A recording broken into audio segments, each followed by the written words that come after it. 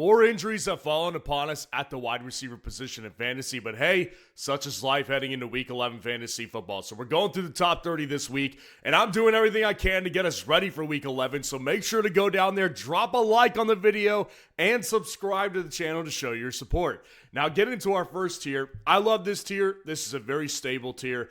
Ja'Marr Chase is at number 1 this week, and I want to start with him because this is a matchup that I think he will tear up. I mean, his history against the Steelers, number 1, has been fantastic. Number 2, they're coming off a bye week, which already is a good thing for any NFL team, but also for Joe Flacco, it's very good because he was having an injured shoulder problem to his throwing shoulder before the bye week, if you remember correctly.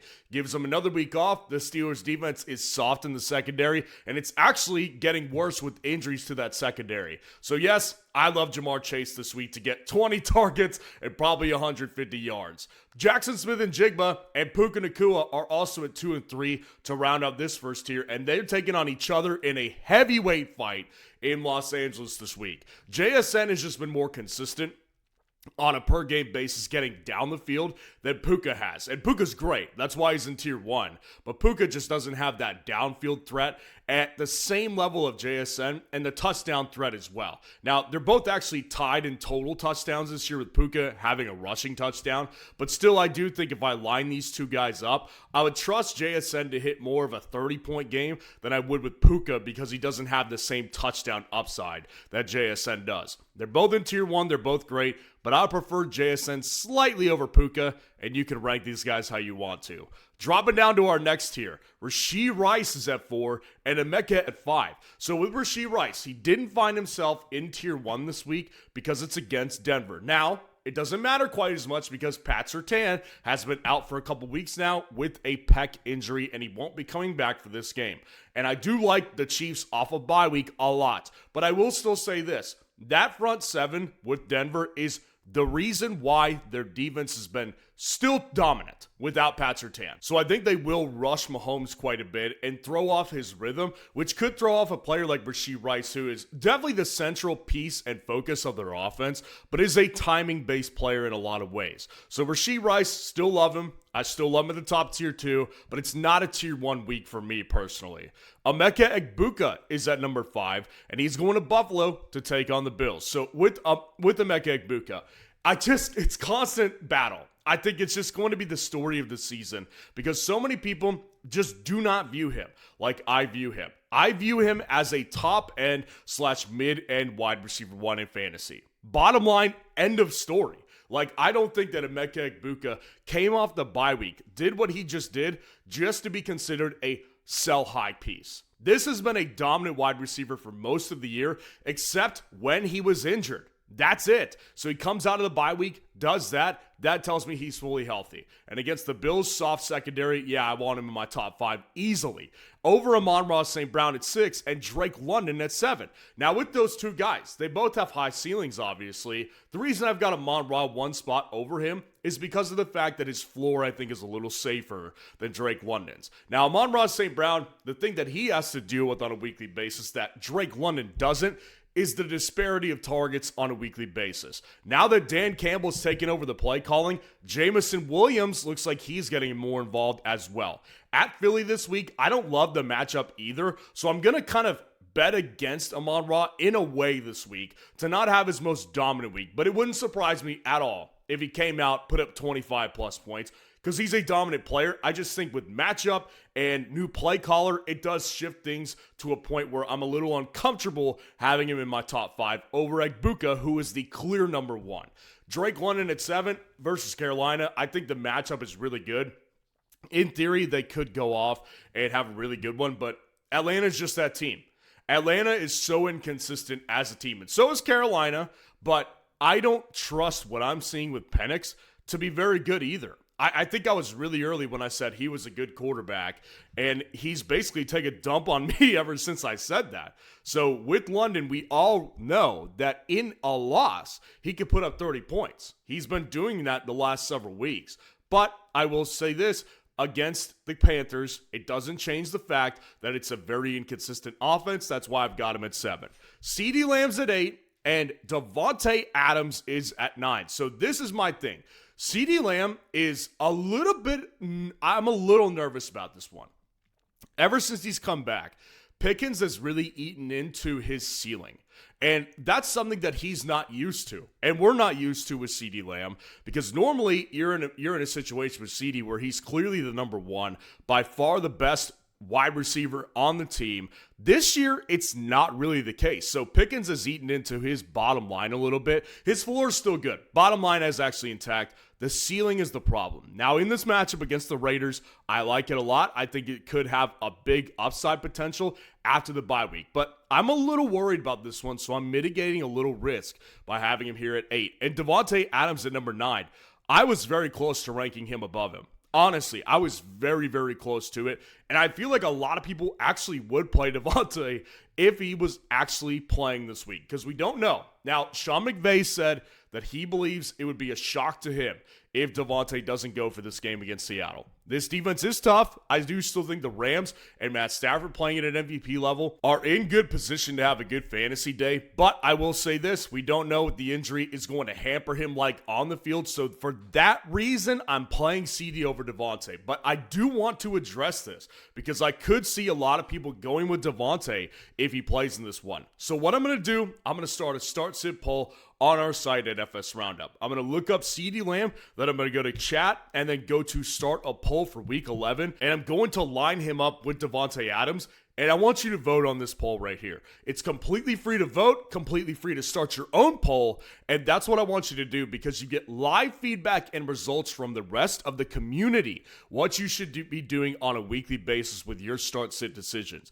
And if you want access to my week top 250 rankings, which is actually top 270 this week, you want access to the automatic waiver wire tool, the comparison feature, the league sync up feature. These are league-winning features you're going to get with the premium subscription, and now is the time to do it. And you can also do a team breakdown from me because I just had a lot of fun on last night's live stream doing those team breakdowns. Now, dropping down to our next tier, I've got Nico Collins at number 10 and Ladd McConkey at 11. So with Nico at Tennessee this week, I actually view this as a very good potential of him hitting a ceiling game. And he kind of did last week with Davis Mills. Now, that's kind of the weird part that I feel like a lot of people won't touch this week is Nico better with Davis Mills this year? I think there's an argument for it because CJ has not provided many ceiling games for Nico. But I do still think Tennessee off a bye week, it doesn't matter. Like, Tennessee is such a tire fire.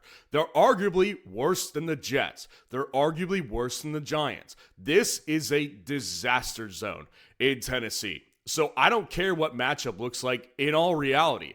I do think they're in this position to where I just trust Nico Collins in this offense to be able to move the ball plenty and basically at will against the Tennessee Titans. So I do think Nico could have a big ceiling game. And it's sort of sad for me because I just traded him away in a Dynasty League, but I had to try to maximize my own ceiling. That's beside the point. Ladd McConkey at 17 at Jacksonville this week. I think the matchup's really good. Jacksonville's defense just got crushed and throttled by Nico Collins. And I've been saying this for weeks. Ladd has separated as that most consistent option. Now, here's the one problem with this one is that Aronde Gadsden, so he gets the knee injury on Sunday night. If he misses, I could see a world where either Keenan or QJ have a big day.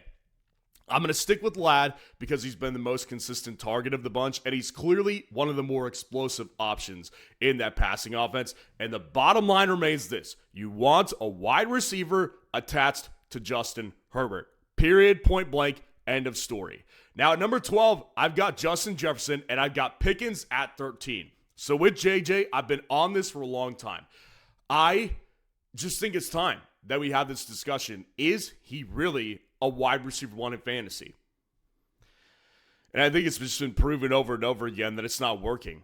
And he quit on this team. Like, make no mistake about this. If you did not watch this game, he quit on trying to get a defender down after a J.J. McCarthy interception last week versus the Ravens. So now against the Bears, the matchup looks good. And I do see a world where they force feed J.J. the ball this week, but they've been doing that every week. It's just not working. Fine floor play. He's a fine floor play, but his ceiling is still no more than about 17 to 18 points, which is exactly why I've been trying to tell everyone I do team breakdowns on to trade away Justin Jefferson. George Pickens at 13 at Las Vegas. Again, the matchup is fantastic. And the other problem with this, Dallas situation is the fact that with CD back, it's also eaten into Pickens' ceiling as well. Pickens' floor has actually been relatively stable, but he's operating off a lower target share. It's just that Pickens is a really dominant player that could do a lot of work with 6 targets a game. And that's what he's been getting since CD's been back, basically. So you do have to operate under the assumption that he probably doesn't have a 9 to 10 target ceiling anymore. It's probably around 7 to 8, which is fine because he will produce on those targets that he gets, which is why I've still got him in the top 15 in this particular week. Rome Odunze's at 14 to round out this tier at Minnesota this week. The matchup is tough. And that's kind of the reason I'm a little lower on Rome this week, but I think it was proven right. Last week watching this team against the New York Giants, not nearly as tough of a matchup as it is this week, but Rome Odunze came back and was dominant in fantasy.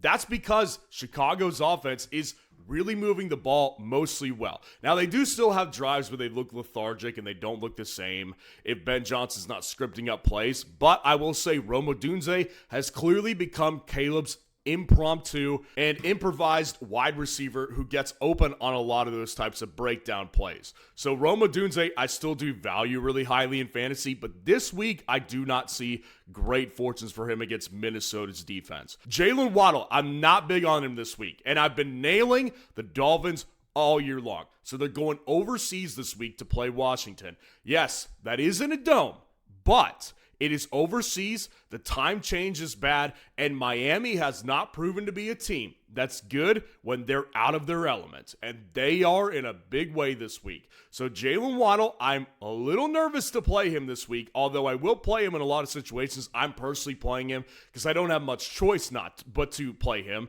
but I do worry about this one. Because if you remember against the Browns, out of their element again, he had like 3 fantasy points on 1 catch. So I worry about this one. The offense's efficiency, I think, could go down. But I still do think Waddle, obviously being the wide receiver 1, clearly in this offense, belongs in the top 20 for sure. Devonta Smith at 17 to round out this tier versus Detroit this week. I think Devonta Smith has separated. I think it's official. I think A.J. Brown is basically in the same tier as a Jameson Williams, a Christian Watson, a Darius Slayton even, where he's a big play threat, and that's kind of it. His involvement is evaporated. They get him involved 3-4 times a game for a big play, and by that time, he's checked out. Devonta Smith has become their more reliable player, and I don't think it's very arguable at this point. Detroit's defense is beatable. I do think that Devonta Smith and the Eagles probably have a little bit more of a bounce-back game, so I could see really good fantasy upside in this one, like I can every week with Devonta. Dropping down to our next tier, Ted McMillan's at 18, and Christian Watson is at number 19. So with Ted going to Atlanta this week to play the Falcons again, this matchup is probably the weirdest one of the week. I really don't know how to put this one into words in a sense because I think both teams could crush the other. I really don't know how this game is going to go at all. They're both completely different teams on a weekly basis, and the bottom line still remains this. One thing has been consistent. Bryce Young just isn't good enough. He's just not a good enough quarterback to really supply Tet with much upside, but I will say his floor has been very steady this year, and I think it continues to be the same against the Falcons this week. Christian Watson at 19, pure necessity. They have no choice. Romeo Doubs probably misses this game. I project him to miss this game.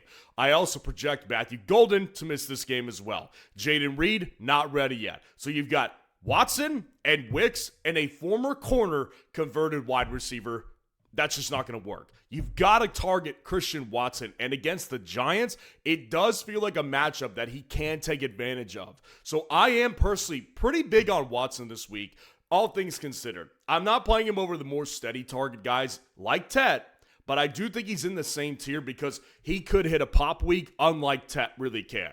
T. Higgins is at 20, and Quentin Johnston is at 21. So with T. Higgins at Pittsburgh, it's the same story as it was with Jamar Chase. The matchup upside is clearly there against the Pittsburgh Steelers, and T. Higgins is in that Jameson Williams category, that A.J. Brown category. A lot of those guys, it's dependent on matchup, and I do think T. Higgins at this point has done very well with Joe Flacco for the majority of the season. So I do think in this matchup, T. Higgins could have a big explosion. I've got him in my top 20 this week.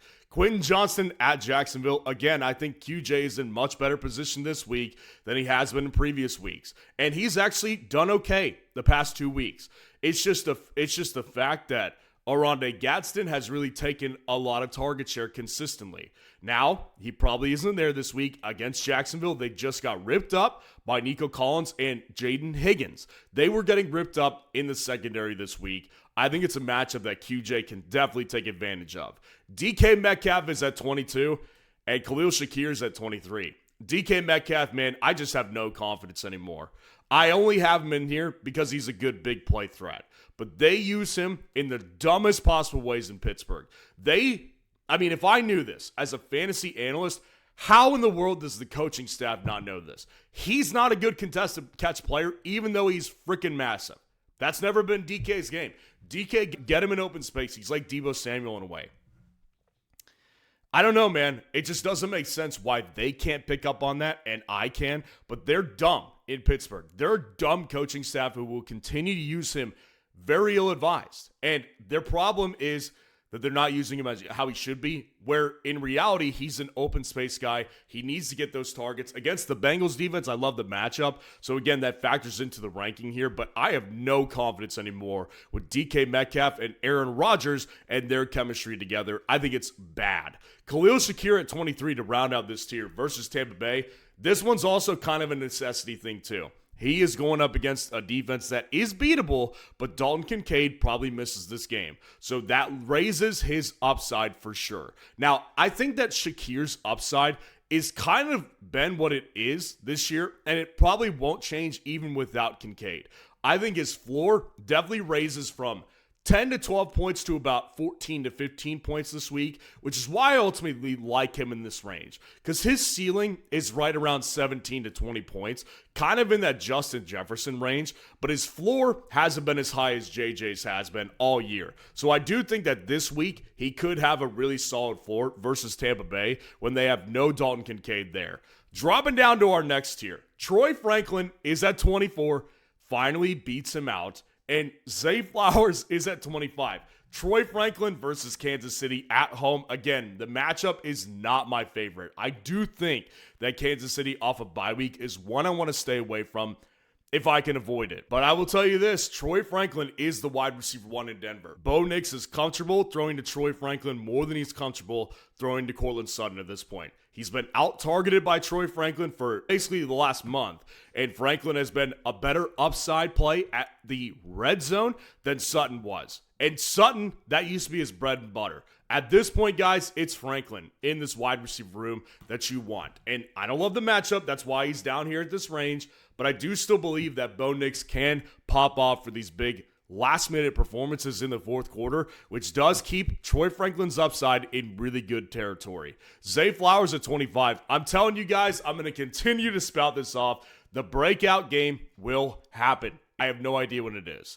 And I'm kind of deflated at this point with Zay because I'm like, the breakout season didn't happen like I thought it was going to, and he's just been the same player for years and years now. Lamar Jackson likes to throw to his tight ends. That's not going to change. But I do still think Zay does have a safer floor than he used to have. So he's always going to find his way in my top 25, top 20 range, but he definitely is not in position to where I can trust him on a weekly basis to really increase the upside and the ceiling of my team. Potentially he could, but I have no faith that he will ultimately do that on a weekly basis. Against Cleveland, not exactly the best matchup either. Jameson Williams is at 26, and A.J. Brown lands at 27. Jameson Williams and A.J. Brown, they're two peas in a pod. Now, Jameson, I actually have more faith in than I do with A.J. at this point, for multiple reasons. Number one, new play caller Dan Campbell took over, and I do believe that increases J-Mo's ceiling because it did last week.